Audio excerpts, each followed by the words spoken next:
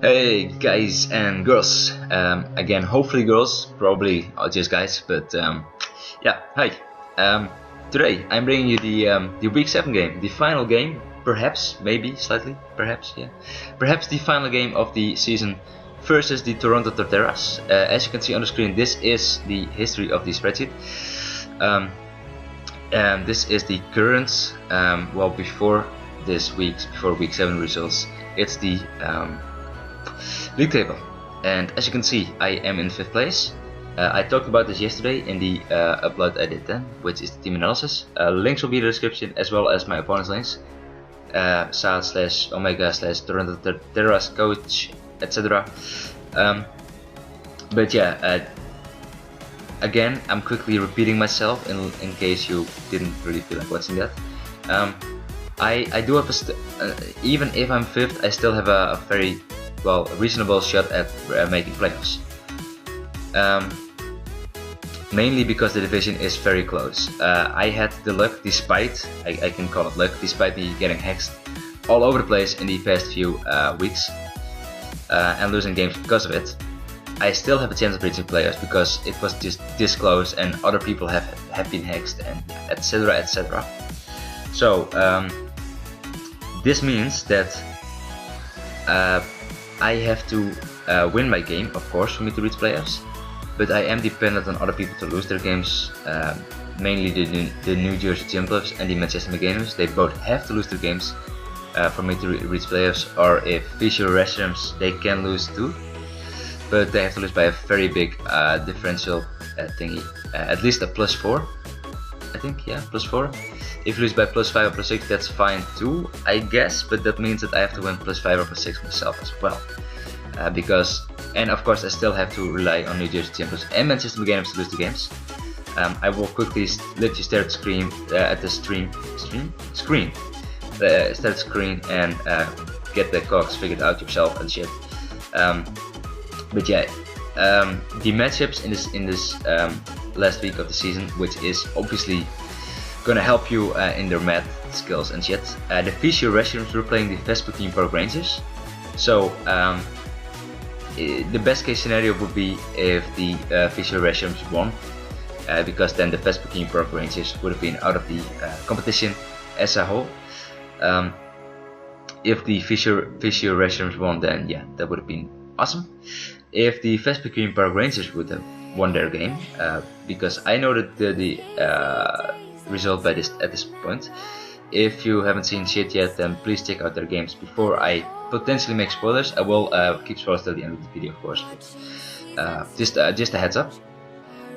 But the Vespuccian Park Rangers and Martijn, if they win by anything, if they win at all, then that would put me in a bad scenario. If they win by a score of 6-0, that would mean that I could not climb over them in the race to the playoffs, but that would mean that Pierre would have been, if you lose 6-0, then Pierre would have been at the 6 differential, +6, and I would have been able to get his spot as the number 2 if I win with 4-0 or higher. If the Vespuccian Park Rangers win with 5-0, would have been a little bit more difficult, because of course then I would have to win 4-0 to reach the spot from to take over the spot from the Fisher Restrooms. And if the Vespuccian Park Rangers wins 4-0, then I could potentially even get first if the New Jersey Jumpers and the Manchester McGainers lose both of the games. And even if one of the two wins the games, I would still be in the playoffs as the number 2. So yeah, a lot of scenarios can happen which potentially get me into playoffs. Connor is playing Rufus, so the number 3 versus number 6, and the New Jersey Jumpers, I think, is playing the Lorient Lufthansa, which is Garrett.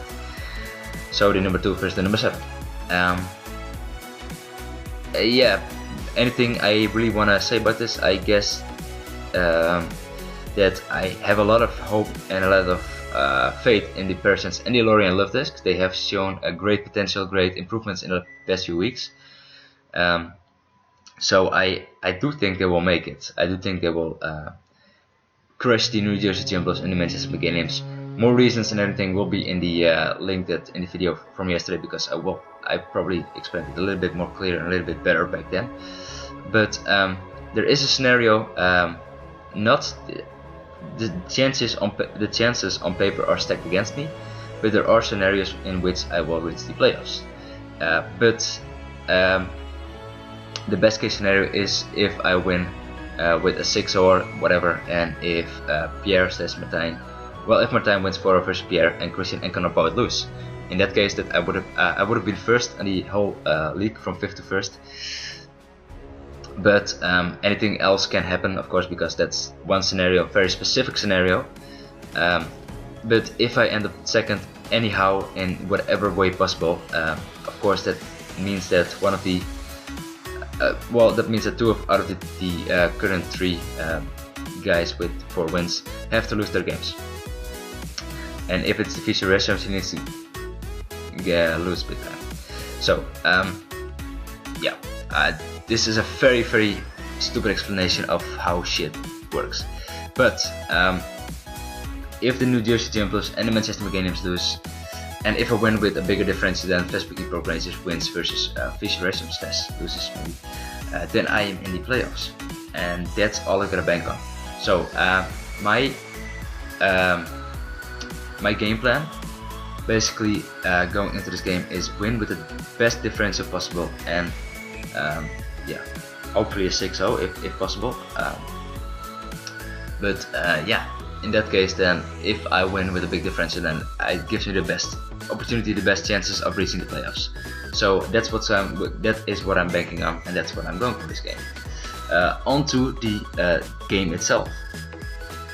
So yeah, as you can see on the screen, it's the team preview, and I am bringing the team of Menifee, Hexerus. It's a calm mind defensive Menifee, rest and rain dance and shit. Band Hexerus, life verb, substitute sword and scissor with no cover bullet punch.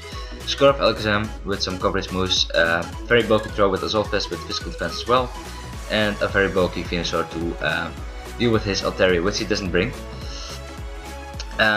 His team, Bullfish, which I didn't expect him to bring, but it's actually a pretty big problem to my team now that I see it and now that I played versus it, of course. He's bringing a Tyranitar, which I did expect him to bring. He's bringing a Rotom Heat, of course I expect him to bring a Rotom Heat as well. A Golbat, which is what I expect him to bring. A Machamp, which is what I expect him to bring. And a Flygon, which I didn't expect at all. But in hindsight, it is pretty decent because it does check like Choice Scarf or Dragon Dancing Hexerus on my team. And it's pretty fast with baseball hot speed, so yeah. It's still weak, but it can U-turn out and momentum and shit. In my preview, in my draft analysis thingy, I said he was gonna bring perhaps Excadrill. In hindsight, I really didn't expect it to bring Excadrill, but it does well against this team. But of course I do have Scrummy, so it wouldn't necessarily have been the best thing for him to bring, but yeah, maybe. And luckily for me, he didn't bring Mega Altaria, which even though I have kind of counters to it, I still consider it a threat. So yeah, luckily nothing of that sort of is on his team. So that means that Menifee and Hexerus have easier time doing their thing against his team because no Mega Altaria. And yeah, that's gonna, as you will see in a bit, come into play, hopefully. His lead, my lead, basically, his lead is gonna be Flygon. My lead, I chose my lead because I want to get this Mega Up as quickly as possible, because I want this Venusaur to switch in on quite a few different things, and mainly the Machamp is gonna be it's gonna be switched into, and also this Flygon, because I don't of course know what this Flygon is gonna be. For all I know, it's a Choice Specs Draco Meteor dropping shitty thing. It's Bandits, but outright it's whatever, it can be anything. So that's why I wanted the Venusaur to be yeah, bulky as quickly as possible. And I can just spread out the lead seeds as fast as I can. Luckily for me, he didn't lead off with Quillfish, because Quillfish actually is a little bit of a problem, as you will see right here. Luckily I get a lead seed off on Quillfish, but Quillfish actually, don't make switches, shit. Anyhow, Quillfish actually can do a lot of things, and the main thing at this point in the game I was concerned about was spike stacking. I don't have a defogger on this team. Scissor, like I said, is a soil sensing variant with substitute, with bullet punch, and with knockoff.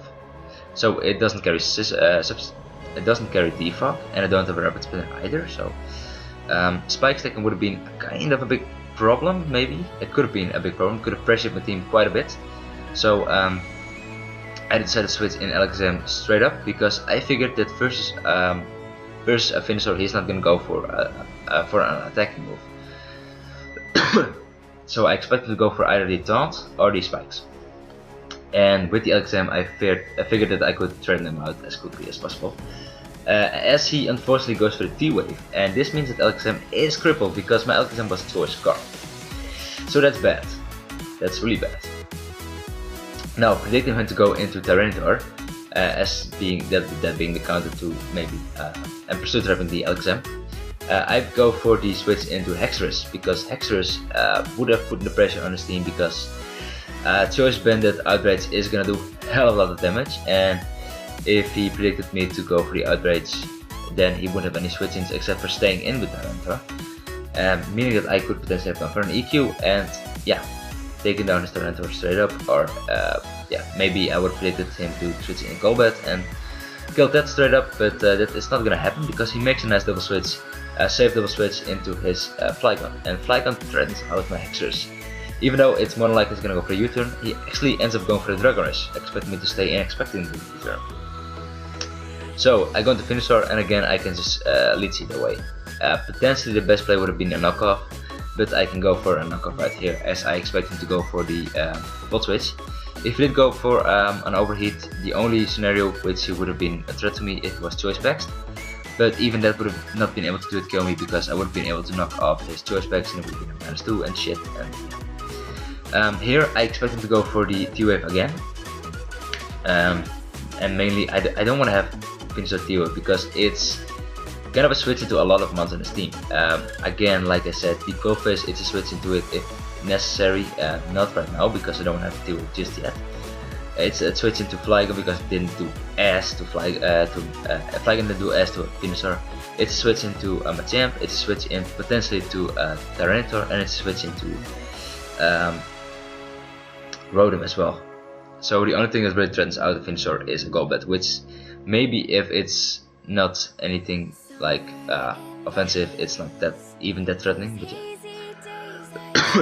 I go into throw right here on the again predicted Tyranitar, and I end up he's gonna end up going for the same switch into Flygon. As I go for the Ice Punch, as Ice Punch is a nice coverage move for me to make, and the only resistor he really has that does threaten me is the Qwilfish. So I make the prediction for him not to go into Qwilfish because he doesn't know what set I am, and because he didn't go for the taunt in any scenario just yet, I figured he might not carry taunt. Anyhow, I make the Ice Punch play and he freezes. In the following turn I make the safe play into Venusaur because I figured he could potentially make a thaw move. That's not really a choice, but I didn't want to risk anything. I didn't want to lose a mon because he just got lucky and thawed himself out. So I switched into Venusaur and I tried to go for lead seed and knockoff and anything, but that's not gonna happen. Lucky for me, he loses a lot of momentum because he goes for the Rock Slide, trying to flinch me, or yeah, trying to scout the damage maybe. But he makes the on the front turn, he makes the better play and going to Golbat because Golbat actually is the only one that threatens out of Venusaur, as he reveals to be a special Golbat with Air Slash, and this kind of shows to be on his team that okay, he might be going for like a pair flinching and a confused flinching strategy. Because right now on the following turn he's gonna go for a confused play. Not a move that I would advise you using in a lead play because it's not gonna gain you any friends.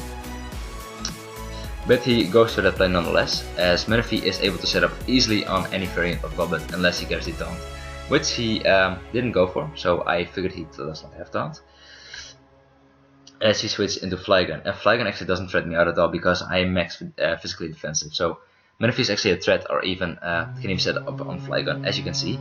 And he's gonna try to go for the Rock Slides, not a play that I agree with because it gives me a lot of momentum and I can just basically set up to victory right here. He flinched me a little bit, he missed the rock slides as well, so it's not that bad. As I just take him down right here. And the reason I take him down right here is because I figured that he maybe could have made a switch. And also that he more than likely has something to do with Menifee, to not just win versus team straight up. And I wanted to know what it was, because at best he only has one thing looking at the Steam, or he needs a combination of two things to deal with Menifee. So I figured, okay, I'm just gonna get rid of the Flygon for now, as this actually makes a whole lot of room for the outrage spam from Hexorus, because like I said, it's choice been Hexorus, and the only thing on the Steam that could revenge Hexorus very easily was the Flygon. So yeah. Now that Flygon's out of the way, I have a lot of free room with Hexorus to do its thing. He makes a very ballsy play with his Torterra to switch out into his Golbat on the +2 Menifee. But I make the safe switch, like I said, figuring it would have been the check, at least the way for him to deal with a Menifee. The worst case scenario for me would have been if he was Choice Banded and speedy enough to outspeed the investment I had on Menifee, which wasn't much at all, so yeah. But I go to throw, safe play, he nicely makes the prediction and goes into his Golbat.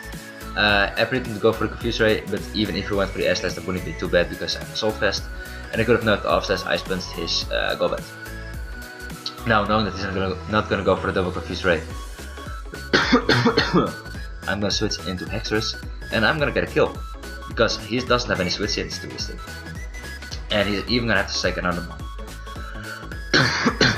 And luckily for me, that's gonna be a Rotom Heat, and now that means that even Scissor has a lot of freedom to do its thing.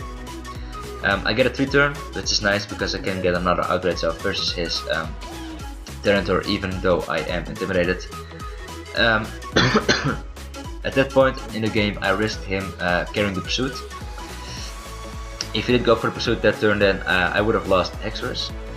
But it would have been the worst case scenario because Hexorus is very nice, and that's why I save it. But it is not my win condition, because at this point I figured I could win with Menifee, despite him pursuit trapping me. But yeah, I make the safe blitz, preserving Hexorus because it can still do a lot of work versus team, and go into throw. And predicting him to go into Skullfist, I go for the Power Punch, hoping that Goldfish would have been a little bit of a setup for me. But as you can see right here, he is gonna reveal the rest and the Sleep Talk in the following turn. I make the switch into Hexorus because at this point I know that he's gonna run the Waterfall and the T-Wave, and I would have gotten a kill nonetheless, despite him carrying, despite him maybe even going for the T-Wave with the Sleep Talk, but getting lucky and such. But yeah, I get another kill. He sacks off his Tyranitar, and he is forced to go into his Fist Me Daddy. At least I think it's Fist Me Daddy, because Fist Me Daddy and shit. Fists and Daddy, the nickname. But he goes for the Bullet Punch, it's not stab, so it's not gonna be able to take me down. And I'm looking really good right here, because I have a Hexorus in Choice Bandit, unfortunately intimidated, unfortunately confused, and at 6% with Send up. But I can easily switch it out into Menifee and win the game that way. So that's gonna be a 6-0. He is not gonna give up for another 10 turns. That's fair, because it's a league and you will have to get every opportunity you get, but it's a lost cause for him, because Menifee will easily be able to set up the +2 and just win versus this Goldfish. So I win 6-0, which is nice because I needed a win, and if anything I need a big win to give me the best possible chance of reaching playoffs. And yeah, I provided that, which is I'm happy about that. In hindsight, I don't think my opponent Omega did play the best of his games. Of course, in his scenario he had no opportunity to reach playoffs at all, so he didn't really go all out on his preparation and all out on his playing, which yeah, it obviously really helped me. I still think that I would have been able to win. Of course it's a 6-0, so that means that I did something right, but I still think I would have been able to win, of course, if he tried. But yeah.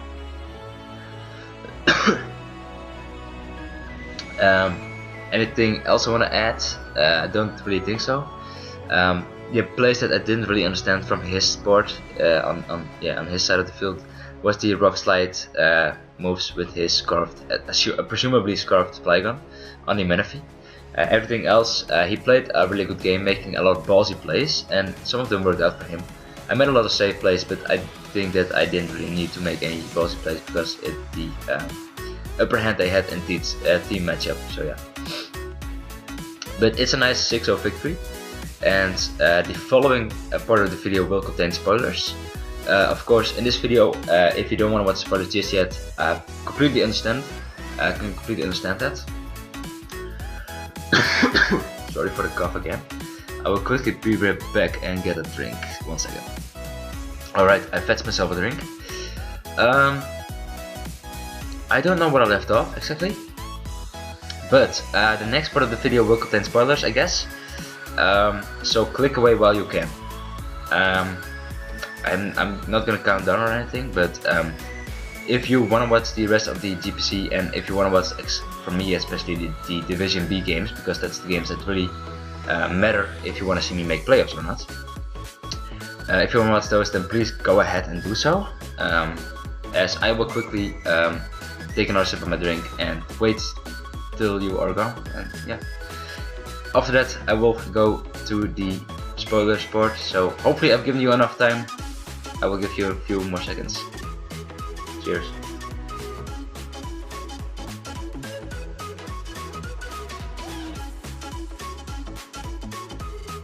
Yeah, you made it? Alright, so spoilers are gonna happen within 2 seconds.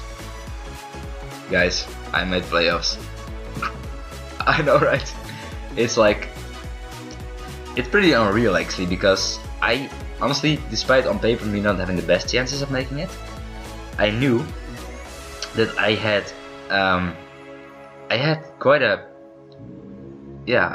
good potential of making playoffs because of the recent transfers, and with Connor being going away because of real life situations and shit.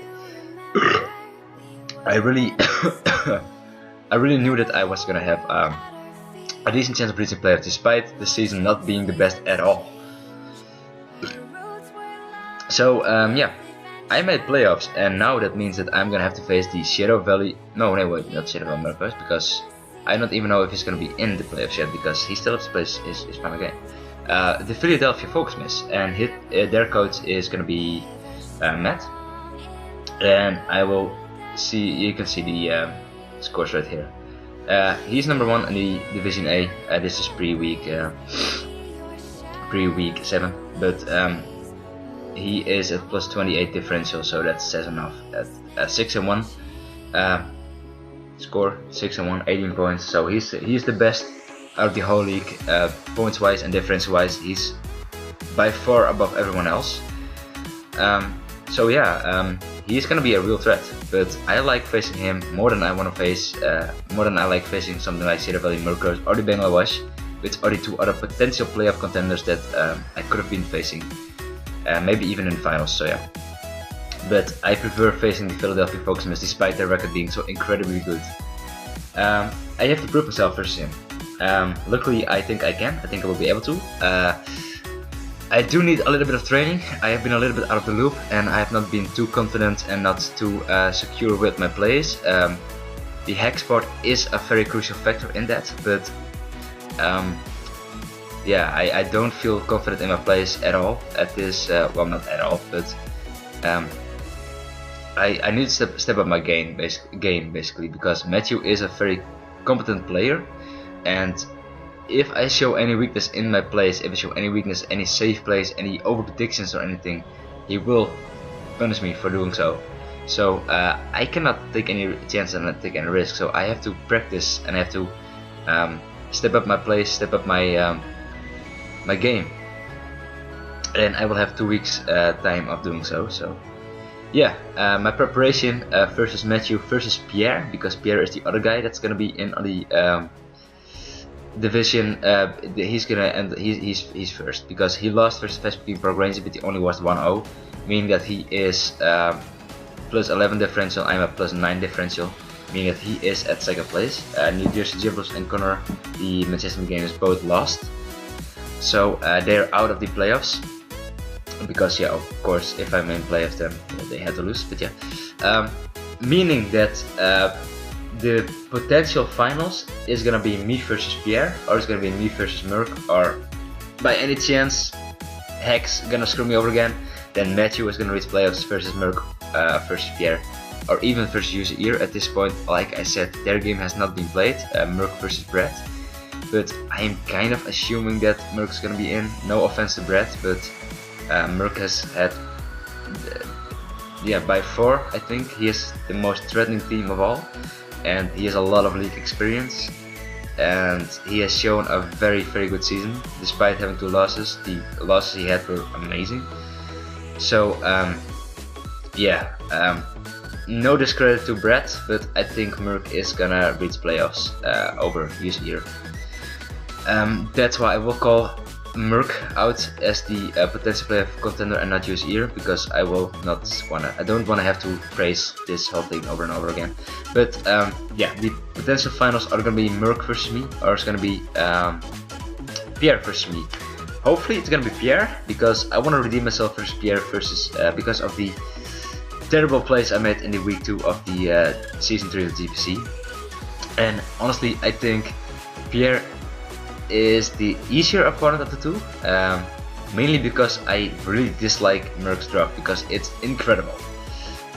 My season didn't start off too well because the draft I made was I wasn't sober during any of the draft, meaning that my draft wasn't planned like I supposed to, and it didn't go at all like I was hoping it to go. So that means that Merc got a lot of freedom on his picks, because he actually has a lot of picks that I would have liked to gotten. But yeah,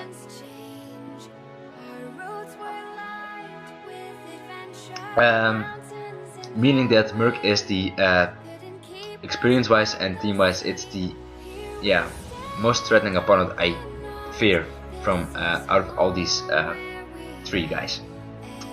And yeah, don't think I have much to add to that. Watch their games if you still haven't by this point. Connor versus Rufus and Garrett versus Christian. Both of those games were obviously very crucial for me, but they were just good games nonetheless to watch as well. So I recommend you to watch them. And I think I'm gonna end this video right here, because I don't really know what to add to this video. I will see you in 2 weeks time versus Matthew, and depending on who wins in that game and who wins versus with the game versus Pierre versus Merc, that is gonna be the following upload. So see you then in 2 weeks time, and for now, goodbye.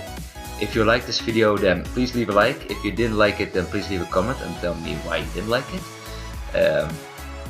If you left a like, then you can comment nevertheless, of course. But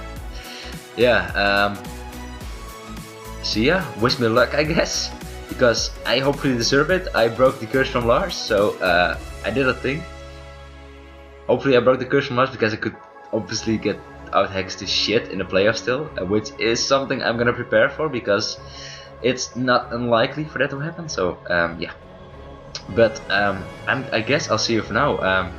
I'm still kind of stoked on making playoffs. I'm still, even though the chances of me were there from reaching playoffs, everything had to fall in place in this season. And if it wasn't that this close for the whole division, then I wouldn't have been able to reach playoffs with a 4-3 wins-loss ratio.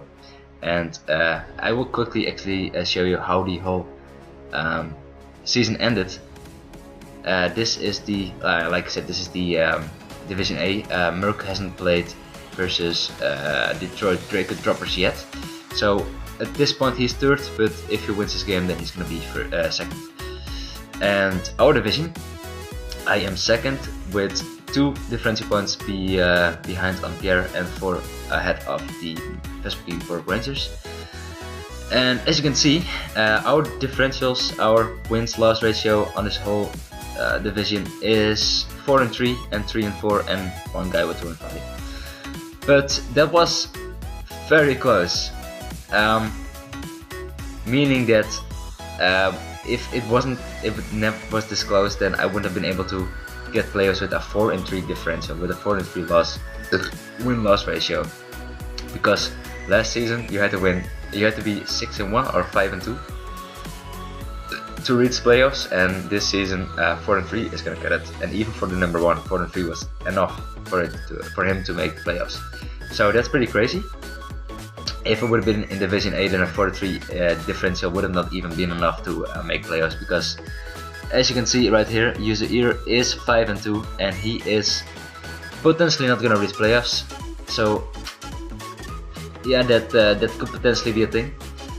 If by any chance the Sheriff Valley Mercers lose their game, then 4-3 would have been able to reach playoffs. At least my 4-3, because that means that the Sheriff Valley Mercers would have been at something below a -9 differential. No, +9 differential. But I'm a +9 difference as well. So yeah, I would have been able to reach playoffs if Sheriff Valley Mercers lose their game. But like I said, I highly doubt that.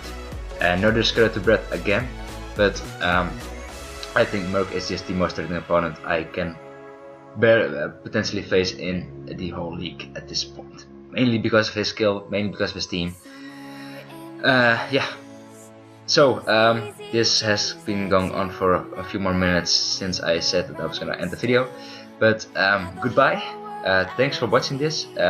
See you in the playoffs. See you when I hopefully take my second season win, second victory. No, not second victory, the 5th and 6th victory, but the second title. And yeah, goodbye. Root for me, please. I need that shit.